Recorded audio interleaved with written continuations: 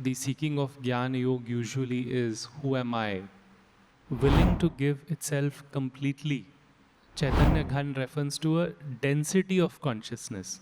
And once he has moved to that step, then he'll move to the next step. Realize the value of divine grace because आंखें चिरागे राह है मंजिल नहीं.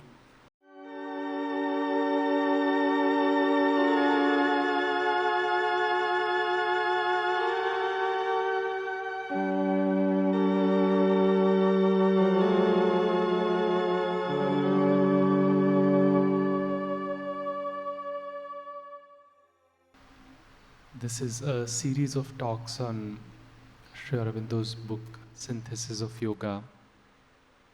And this book has multiple sections. And we've been exploring the section on yoga of integral knowledge or integral Jnana Yoga in this section. And the chapter that we're going to explore today is called as Vijnana or Gnosis. It is the chapter 22 in this section. And this chapter is a exploration of Vijnana or vijnanamaya kosha or the supramental plane.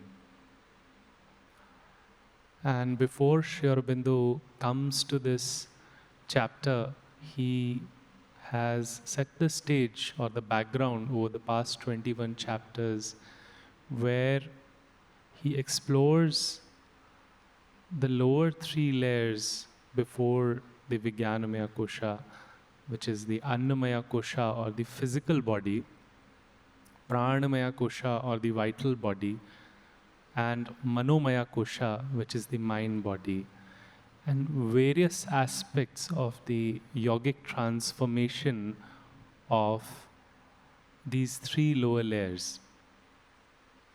He also explores how one can open up to the higher layers beyond Vijnanamaya kosha, which is the Satchidananda, the existence, consciousness, and bliss, the true divine in its absolute form and beyond form.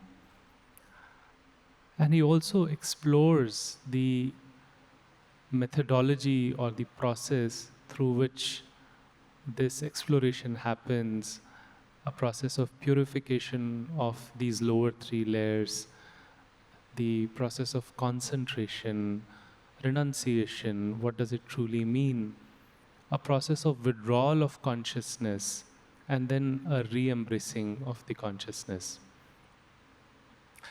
And usually in Jnana Yoga, this is where the curriculum of Jnana Yoga ends, in the sense that the seeking of Jnana Yoga usually is, who am I? And if one discovers through this seeking of knowledge that I am divine, or so to say, I am a spark of the divine, and if that has also come into some degree of experience, this is where usually the seeking of Jnana Yoga culminates. But what happens, because even if we say that I am a spark of divine, you are also a spark of divine, and we are all brothers and sisters, and we are born out of the same divine, but when it comes to action, this thought which may come even with an experience from higher rungs of the mind, but when we come into action, which involves the use of the mind, prana, and the physical, there is a dilution that starts to happen in our action. And we may have started with the most pure intention, but that gets diluted over a period of time, or at times turns absolutely opposite to what we started with and as an intention. And that is why this chapter, which is about Vijnanamaya kosha, where this element of dilution disappears, because Vijnanamaya kosha or Gnosis is that space of self-effective ideation, where whatever is willed or ideated comes faultlessly into execution, is in a way an aspiration for any sadhak. So, Vijnanamaya kosha is, so to say, a bridge between the lower three layers and the layers above, which is the divine in its absolute Satchidananda.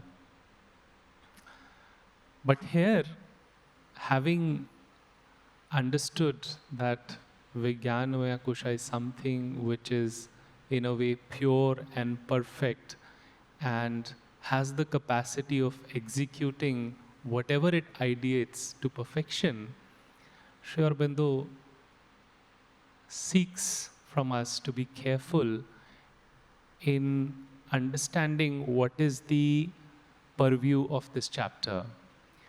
This chapter is not meant for us to read and understand and then grasp that from tomorrow we now have the capability to embrace that consciousness and apply it in our life.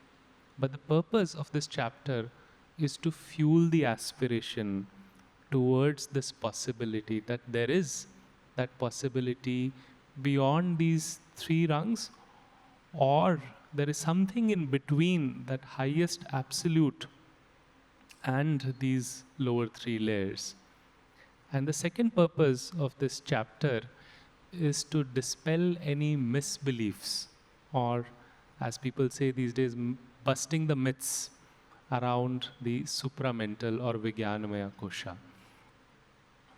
Because Vijnanamaya kosha or Gnosis is not something which one can possess or achieve through human effort. If we believe so, it is almost like 10 monkeys sitting together in a satsang and discussing how we can get to the human mental capacity. And for humans, it is quite understandable that a monkey with its limited instrument cannot get there. But what can happen though is when a monkey is ready to give himself entirely to a compassionate human being, he can be trained in some of the capacities which human beings have. So same way, through human effort, we cannot rise up to the supramental. It is only when the supramental descends and forms its roots and foundations within the human system, which happens when the mind and the prana and the physical completely transform, when the inner being is willing to give itself completely to this higher power, when the inner mind is fully developed, when the psychic element flowers fully, when the boundaries of the inner and outer dissolve, when one opens to a cosmic view, is truly when the supramental can descend and through its roots and foundations elevate the human to that higher possibility, which is a possibility of the future. And that brings us to the purpose of this chapter, which is to fuel that aspiration of helping us prepare for a future possibility of that ascension, and to dispel any misbeliefs around what truly supramental is. And Sri Aurobindo starts by dispelling two common misbeliefs of what Vijnana stands for.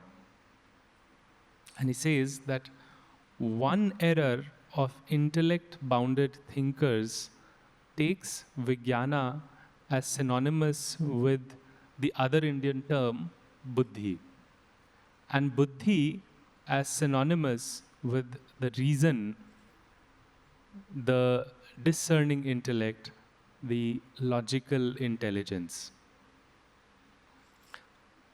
He starts by saying one error of the intellect bound thinkers.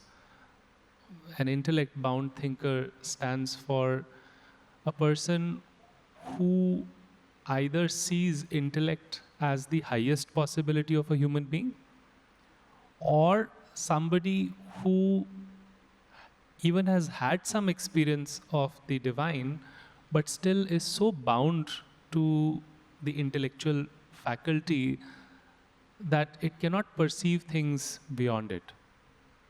And in that case, to an intellectual, vijnana means science, and science means intellectual, logical reasoning.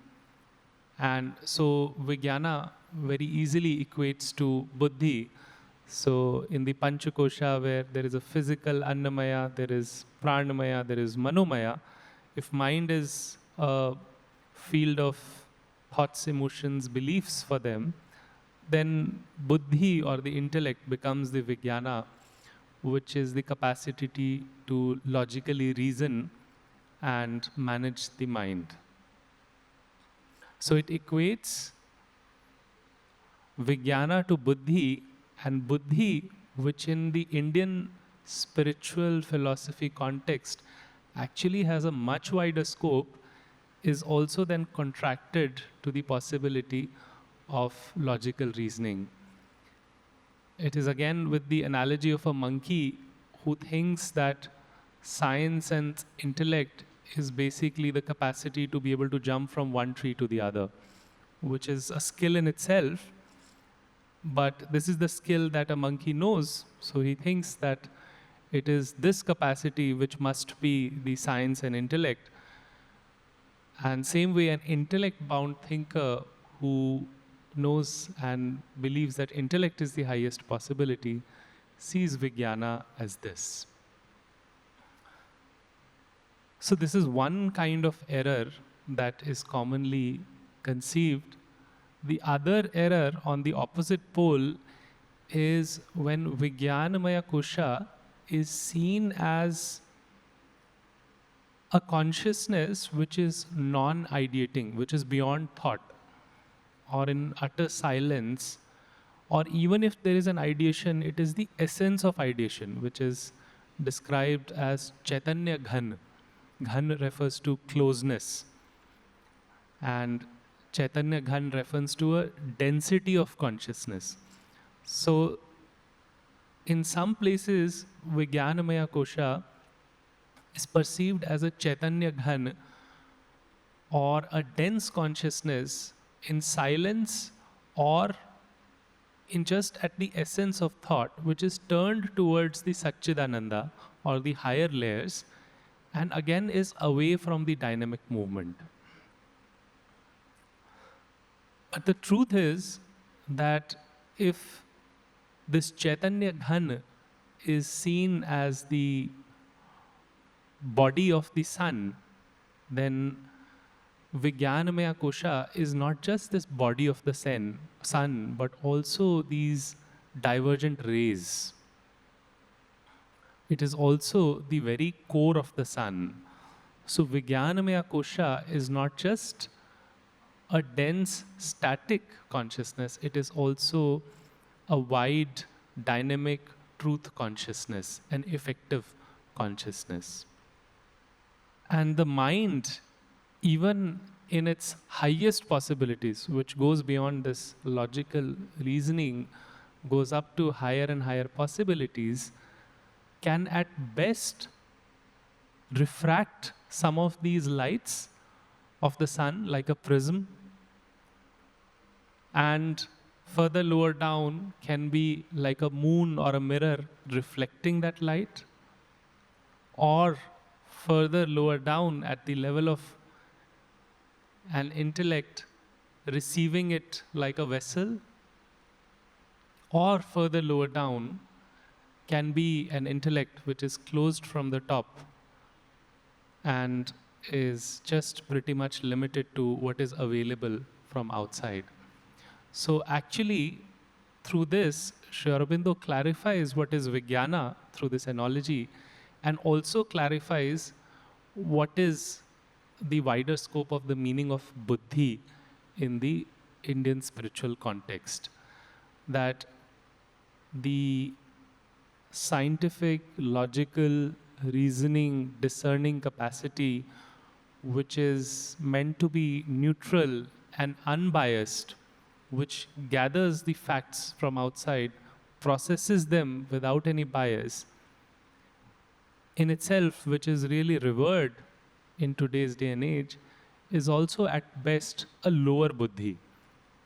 Because here also, the vessel with little holes on the sides has a lid on top, and it is pretty much relying on the information that it is gathering from the sides or from the outer senses, whatever facts and figures, and based on that, it is deriving conclusions.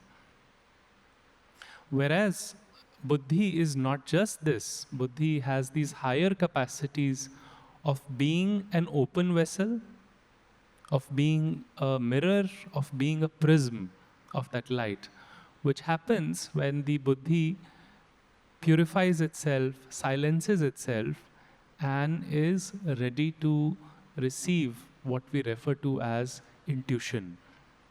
We all have an intuitive capacity. We all have the capacity, especially whatever we are good at, a certain intuitive capacity or skill. And this intuitive capacity tends to stem from this higher buddhi. And Sri Aurobindo contrasts this lower buddhi and higher buddhi by this analogy that this lower buddhi, with the lid on top of the vessel, tends to move from one step to the other very carefully. It moves from the point A to the point B to the point C very, very carefully. It's like putting a step in a muddy water and testing the soil. And once you're sure that there is nothing underneath, then you plant your feet.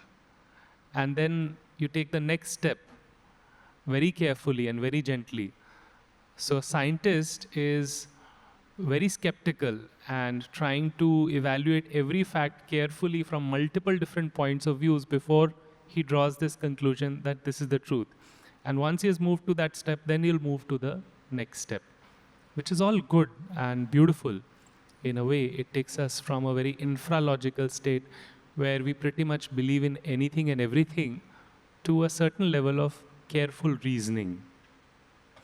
But the higher buddhi is a space where there can be a swift movement, where there can be flashes of light or a direct inflow of the light, and the movements are more full of trust. There is an internal validation, and hence the movement is step by step, swift movements. And because in the lower buddhi, the vessel, depending only on the external data, needs to validate every step from outside, whereas when one opens up the lid and the intuition and the light starts to flow in, it brings in an inherent trust, and one can move forward more swiftly. And this, as a doctor, I mean, personally, we see translating in the context of healthcare very often. We see doctors who are pretty much with the lid closed from the top, relying entirely on evidence. So it's a very common thing in doctors, कि इसके पीछे evidence क्या है? So if you say you can boil a tulsi leaf and drink it and make a kadha out of it, which may to a patient or any person intuitively seem like it might help me and has been practiced for ages, but for the doctor, he may look for evidence, which gives him a sure footing. Otherwise, he can't plant his foot fully in that muddy water. Whereas there are doctors who have the capacity to open that lid and are open to intuition and willing to trust and open up to newer possibilities. And then we also have healers who can have a very natural flow of intuition, wherein the moment a person walks into their chamber, they can see through what may be the underlying trauma that the person is carrying, what is the kind of needs of diet, or what are the needs of infections, or whatever else is required. They can just see it the moment the person starts to walk in, even without having a conversation with the patient. And this contrasting capacity of the lower and higher buddhi, Sri Aurobindo describes through these lines. The true intuition, on the contrary, carries in itself its own guarantee of truth. It is sure and infallible within its limits.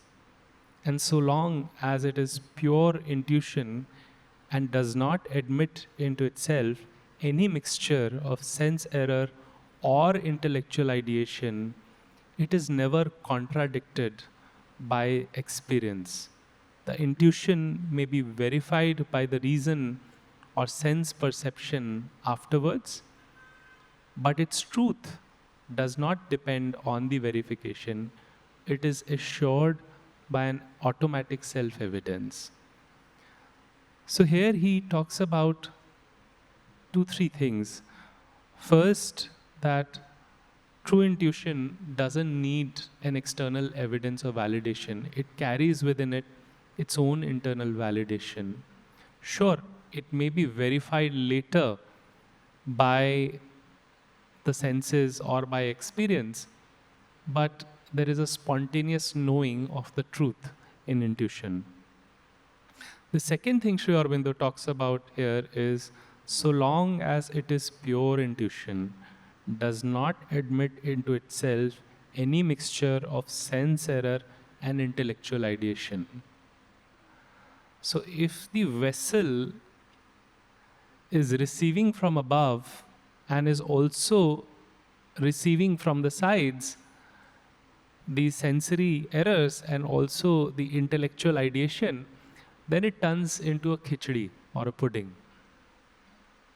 And that can sometimes be dangerous, or it can lead to grievous errors, where one tends to where there are two possibilities. One is one spontaneously trusts this khichdi and then ends up making errors, or one goes to the point that once one has seen sometimes that, hey, I intuited this and it's not come true, that means this is all useless, or this is all for an intellectual person, that this is all just fast processing of the mind, and it may by chance sometimes give you a right answer and sometimes may take you towards a false answer.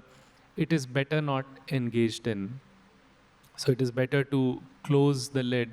And sometimes it can also turn into a source of wishful thinking, wherein one tries to fulfill one's vital wishes or the physical needs or the mind's biases through telling oneself, hey, I intuited this.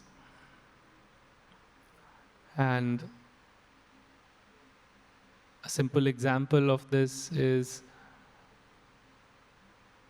in one of the books written by Dr. Bijlani about how a girl who loves a boy and the boy is constantly giving the contrary evidence that he doesn't love her, but in her inner intuitive feeling, she feels that he does love her. It can go on because it becomes into a wishful thinking. Sure, she may be right. Sometimes the other person may not see their own inner emotions, but at times that loveful and seemingly very true intuition can be a part of wishful thinking. So this is where Sri Aurobindo, even though talking about the possibilities of intuition, also seeks for vigilance, that in the process of intuition and maintaining that unbiased nature, there has to be a purification. The mind, the vital, and the body need to be purified in order to truly intuit and not create a pudding in the vessel. And Sri Aurobindo summarizes the possibility of this higher buddhi and lower buddhi through these lines.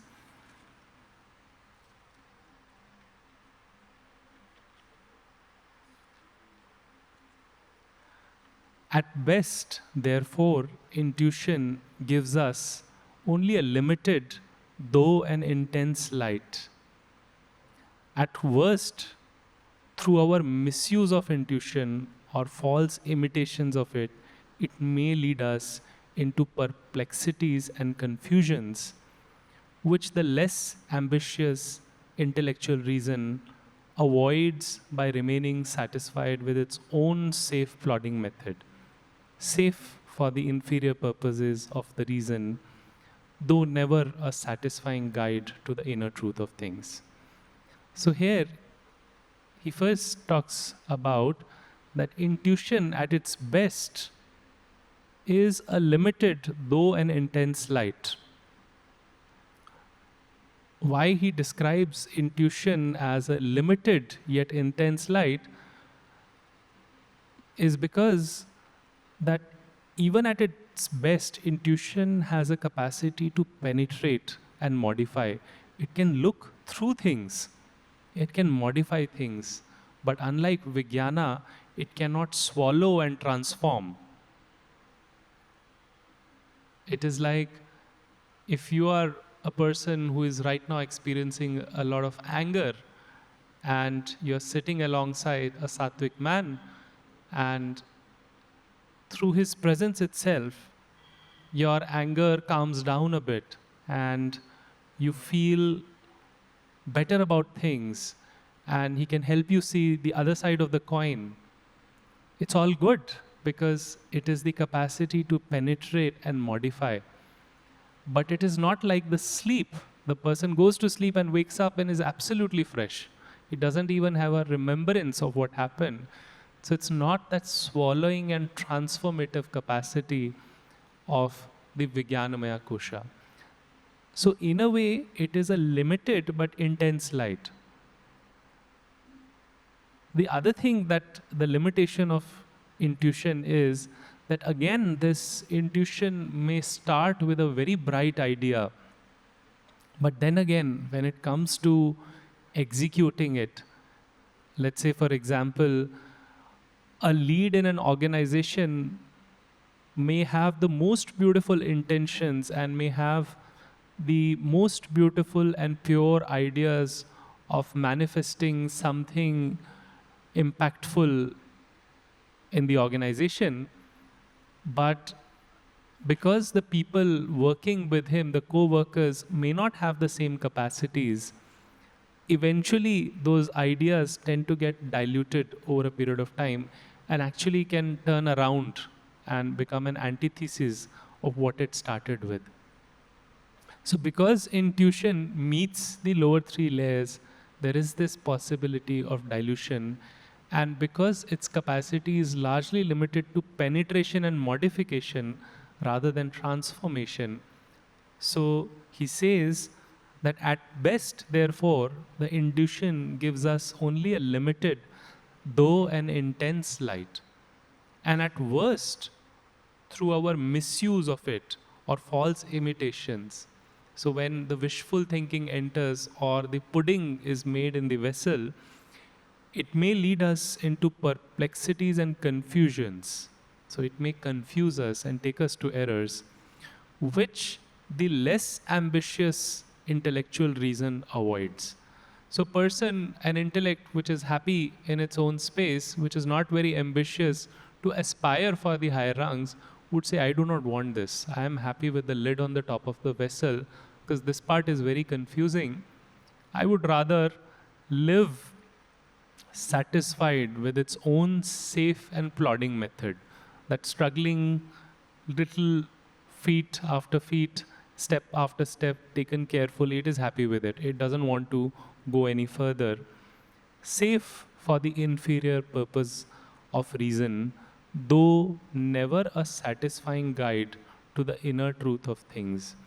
So it will, in a way, feel safe for the inferior purpose of reason, but eventually won't bring that contentment because one may not arrive at the inner truth of things. So, through these lines and these pages, Sri Aurobindo takes the sadhak to a point where first he talks about what is the best possible capacities of the mind, what is the lower buddhi, what is the higher buddhi, what is intuition, and what is the highest capacity of intuition, and then what are the limitations of intuition. Because vijnana is at a different plane altogether, and this is where then he starts explaining and exploring what truly vijnana or gnosis plane is. And again, since it's not something which can be grasped at the level of mind, he explains what is gnosis by contrasting it with the nature of intellect. So he explains the nature of gnosis by contrasting it with the nature of intellect. And the first contrast or difference that he shares is that intellect is always in a seeking, be it at the level of higher buddhi or lower buddhi. It is always making an effort to get the knowledge. Whereas in gnosis, there is a spontaneous knowing, a spontaneous possessing of the truth. The second contrast is that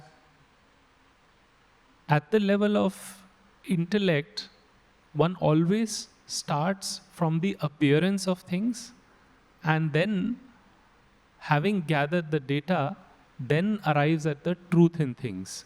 So the vessel gathers all the data, whether it is from above and from the sides, and then draws a conclusion about what is the truth in things. Whereas at the level of gnosis, first there is a spontaneous knowing of the truth of things, and then the outer appearance is seen in the light of the truth.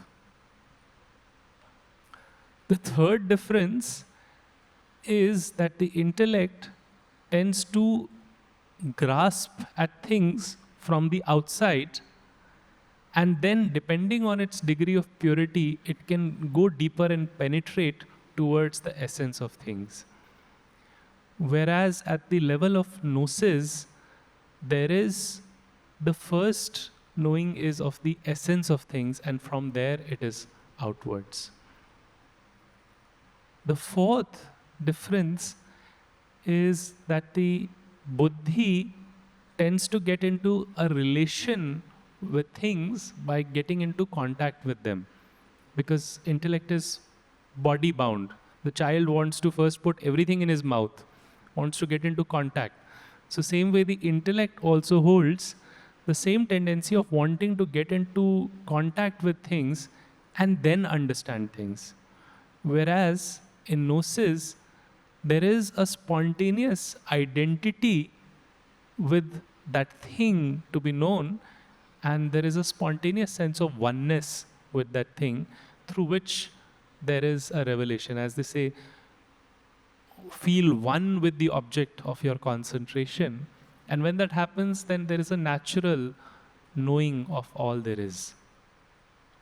The intellect or buddhi tends to rely on memory or whatever data it has gathered from the past, and whatever data it's receiving in the present, and out of that creates an understanding. Whereas at the level of gnosis, the past, present and future, they are happening at the same time. It's like at the level of buddhi, A is followed by B, B is followed by C, C is followed by D. but at the level of Gnosis, A to Z is happening simultaneously at the same time. The intellect is a prisoner of diversity. Because it is relying on sensory data, it is always seeing how everything is different from each other. And if it has to perceive unity, that unity is more of a sort of a unity of pieces. It's like a jigsaw puzzle. When all the pieces come together, then only one can say, okay, we are all one because we put together the pieces. Otherwise, it is a prisoner of diversity. And the other way it can experience unity is by eliminating the element of diversity, by saying that we are all one, we are all the same, we are all these sparks of divine, and then it forgets about the diversity in us. So the intellect can only experience unity by either of two means because it is a prisoner of diversity. Whereas at the plane of Gnosis, it's more like the sun. The Gnosis dwells in unity. So the Gnosis dwells at the level of the core of the sun and knows by it all the nature of diversities. And from there, the whole body of sun and every ray of the sun is known. It starts from unity and sees diversities only of a unity. So it starts from unity and it sees diversities, those lights within them carrying the essence of the sun. So these are the means through which Sri Aurobindo dispels the misbeliefs on what we usually in our own minds and intellects tend to have a perception of what supramental may be. So it dispels all of them by these contrasts and a kind of a mental gym for us. And lastly, he shares that the very substance of which intellect is made and Gnosis is made is in a way different. Because intellect is bound to the body, so to say, the mind is bound to the body and also is made of a substance at the level of lower nature or lower rung at the level of Prakriti. Whereas Vijnanamaya kosha, if it's the sun, then the core of the sun is an outpouring of the Satchidananda or the bliss. So it is the Ananda which conceives the Vijnanamaya kosha and it is created in bliss, it creates out of bliss, and whatever it creates, that is blissful. So the very substance of Gnosis is very different from the mind.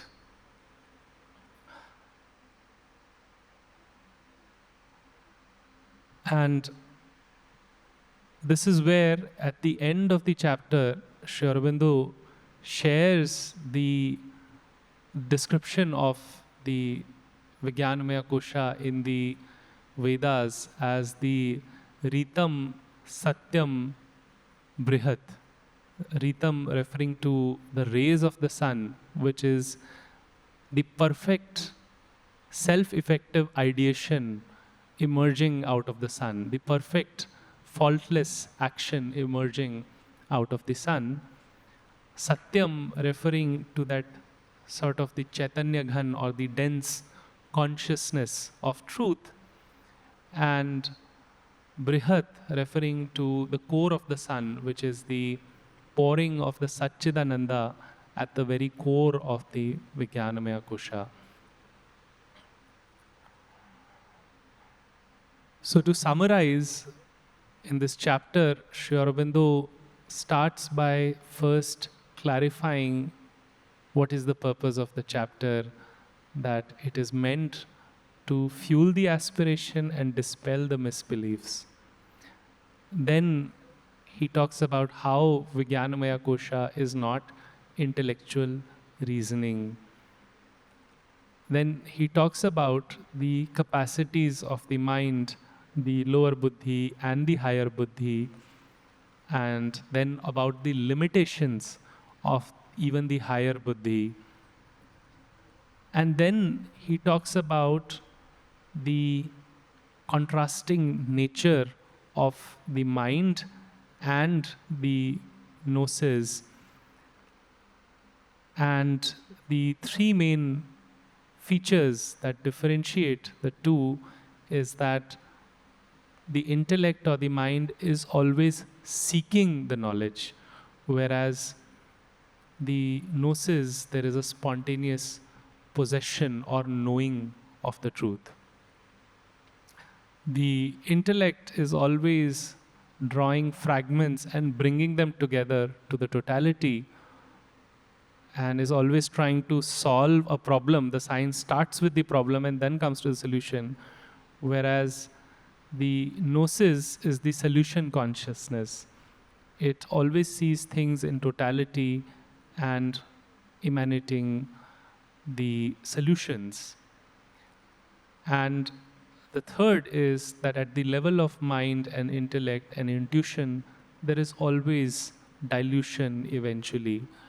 Whereas at the level of gnosis, there is a faultless, perfect action.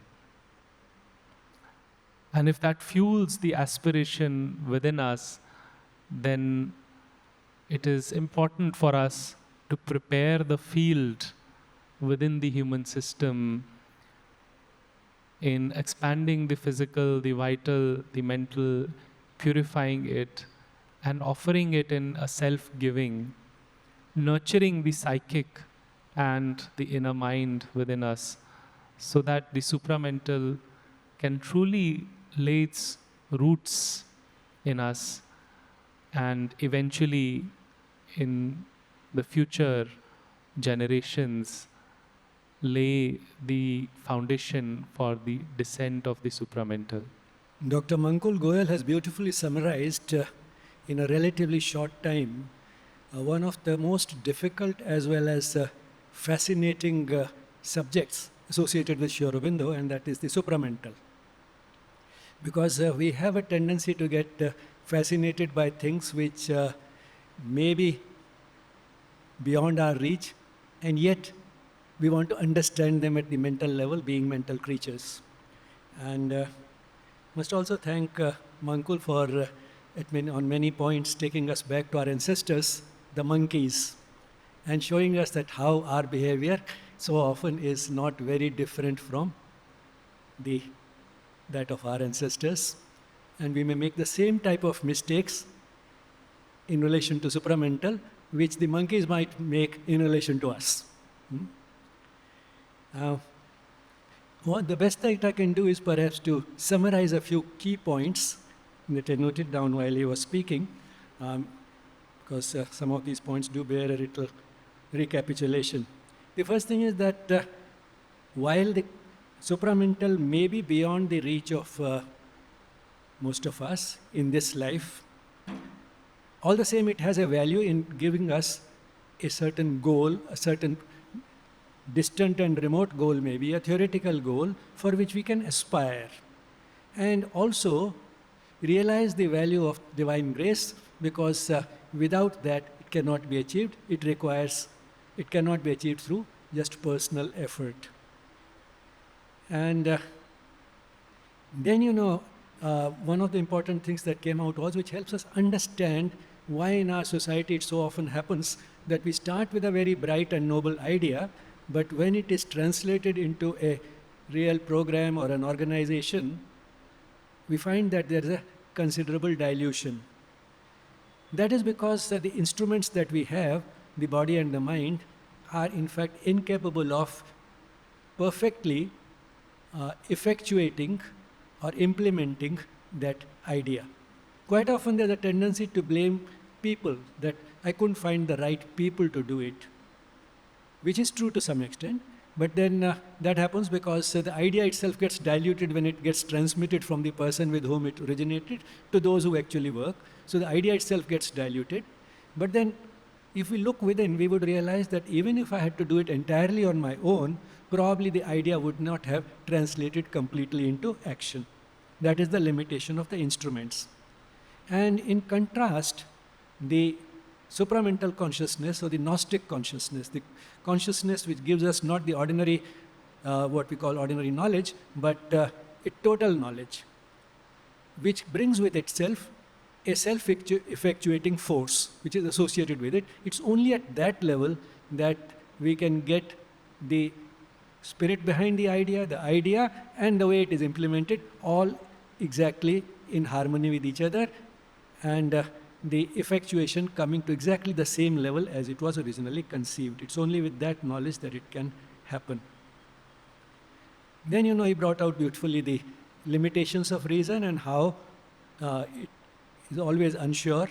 We can't walk in a sure-footed manner. As you know, one of the lines from an Urdu couplet says, "Aql chirage raah hai, manzil nahi."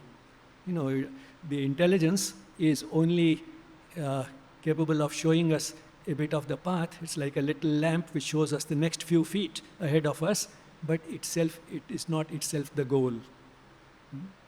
So reason has those limitations which Gnosis or the knowledge coming from the supramental consciousness does not come. And in fact, the word supramental can be sometimes misleading because it makes us feel as if it is some sort of a superior mental ability. It is not that. It's an entirely different plane of consciousness. And that's why perhaps it's better to keep using repeatedly the word gnosis, which refers to that knowledge which comes from the supramental level of consciousness. Then, there was a mention of intuition. Intuition is also from the mind, but from the higher reaches of the mind. Aurobindo talks about the different levels of consciousness in the life divine in great detail.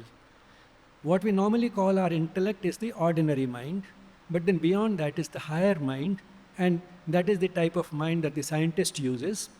And then higher than that is the illumined mind, in which there is some sort of a direct vision of the truth. And then higher than the illumined mind is the intuitive mind, from where we get intuition, which is not truth vision, but a truth hearing. So you'll hear it like a voice, an inner voice coming to me. That is intuition. And higher than intuition is the overmind, which is in fact a very high level of consciousness which gives us the entire view of the truth. But then because of the discrepancy between what we are seeing and what we are actually translating into our behavior, the sense of division does not disappear completely even at the level of the overmind. For that, one has to cross that dividing plane between the lower hemisphere and the higher hemisphere. The higher hemisphere is the supramental, so that has to be crossed, and it is that barrier which the Upanishad, Isha Upanishad, calls the Hiranmayena Patrena Satyasyapi Hitam Mukham. The face of truth is covered by a golden lid. So the golden lid is that overmind which is dazzling, but same time it is this golden lid which hides the real truth, the gnosis, from us. So that is, so intuition is a pretty high level, approaching the overmind. So that overmind, that perception of the truth is continuous. At the level of intuition, it comes in flashes. It's truth hearing, but it's in flashes. And then, he referred to an exercise which may be done to distinguish between intuition and wishful thinking. He didn't complete it, he just made a passing mention to it. Suppose a girl is in love with a boy, and the boy doesn't seem to reciprocate. He doesn't spend enough time with her, and when they do spend time, they end up quarreling. It ends up he getting angry with her. But then, since she loves him so much, she remembers those few moments when he might have said a few sweet things and so on, and she takes that as a reassurance and then reasons out why he got angry. Actually, I was at fault. Why he's not spending enough time? Because he's not spending enough time because he doesn't have the time. So she reasons out, and then, because she loves him, she says, well, intuitively I know he loves me. And it is in such situations that we start feeling that intuition is at a much higher level than reason. So even if reason is contrary to it, actually the intuition is right, he loves me. But then, this is, wishful thinking translating into, so coming disguised as an intuition. It is not really intuition, it's just wishful thinking. So, now what is the risk? The risk is the girl is at a risk of getting into a disappointing and even an abusive relationship. So, therefore, this friend of mine, she's yoga teacher in Canada, Karen Hamden. She sent this exercise, which I have now included in the book. So she sent this exercise. What we do in such situations is that we tell the girl, okay, what you do is take two similar looking pieces of paper. On one you write yes, on the other you write no, fold them up, shuffle them, and then pick up one of these pieces of paper, and if it says yes, then he loves you. If he says no, he doesn't love you. So she generally agrees. So we do that. Then we tell her, before you pick up the paper, go into meditation. So, we take her into a meditative state, making the mind as silent as possible. Then, we tell her, okay, now you may pick up the paper. But then before she actually picks it up, we tell her, just a minute. As you were approaching the paper, did some whisper cross your mind? And what was that whisper? Yes or no? And whatever she says, we tell her, well, that is your answer. Now the paper has no significance, irrespective of what you pick up, it doesn't matter. And of course, knowing these things, how they work at the occult level, chances are that the paper that she picks up will also be the one which corresponds to what that whisper was. Now that whisper is true intuition. Now how does it work? You see, intuition gets, as Dr. Mankul Goyal explained a short while back, intuition, loses its character of showing us the truth because very quickly it gets mixed up with our ordinary mind. So it becomes a khichdi. And that is what spoils the show. It sometimes also makes us mistrust it because of that. Sometimes it adds trust when it is not really called for. So that is what happens.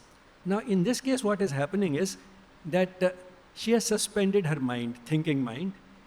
She has also suspended her emotions. Because for that, during that exercise, she has totally surrendered to a piece of paper. She has not surrendered to a higher power, but comes to the same thing. She has surrendered to that piece of paper. And she has suspended her own thinking that now I need not think anymore. She has also suspended her emotions. For that moment, she is neither loving him nor not loving him. So she has just surrendered completely, and that has been intensified by going into that meditative state. So when the mind has been completely cleared of feelings and thoughts, at that point the whisper that comes is intuition, and that is truly an intuition which has not been mixed up with the products of the mind. And that is how this exercise works. I dilated this upon a bit because happily many young people are getting more and more interested in spirituality. And at the same time, it is natural for young people to also get into relationships. And getting into wrong relationships because of lack of maturity and all that, is quite common. And therefore, these are some of the things which I think are of great value and have a spiritual significance, as you can see. There is a spiritual counterpart to all these phenomena. Just before I end, I'll just point out two things which Aurobindo has pointed out in this chapter, which bring out clearly the difference between the highest reaches of the mind and Gnosis, or the total truth. The mind, you see, is a seeker of truth. But Gnosis is a possessor of truth. That's the difference. Gnosis doesn't have to seek it because it already has it. It possesses it. Whereas the mind, ordinary mind or reason or the intellect, is a seeker of truth. Secondly, that all what is accessible to the intellect is parts of the truth. And after collecting many parts of the truth repeatedly, as and when it collects more and more parts of the truth, or truths which are relevant to a particular context, the intellect has a tendency to synthesize them to reach towards some sort of a totality. So you start with parts, then go through a process of synthesis, work towards a totality. With Gnosis, it's just the opposite. The total truth is already known. And you should start with the totality, but then you also see the parts. But then you see the parts in relation to the totality and in relation with each other. So you start with the totality and then you start seeing the parts in relation to that totality and how those parts are related to each other. So that is the difference.